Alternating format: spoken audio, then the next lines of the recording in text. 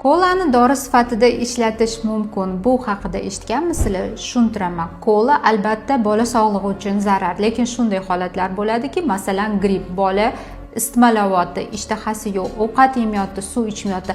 Ana shunda bizga kola yordamga keladi. Nima uchun aynan kola? Kolani yaxshi ko'rmagan bola bo'lmasa kerak. Hamda kolani ichida ham suv, ham glyukoza bor. Bu esa bolani o'ta holsizlanishidan hamda osma ukollarga tushib qolishidan himoya qiladi. Bolaga 100 ml dan 2-3 mahal bersak, bola o'zini ancha tiklab oladi. Bola o'zini yaxshi his qilgandan keyin o'zini har doimgi tartibiga o'tadi. Bu nafaqat bola shamollaganda, balki bolani ichi ketganda ham juda zo'r yordam beradi. Albatta bu chaqaloqlarga tegishli emas. Qizil bayroqlarni esdan chiqarmaymiz.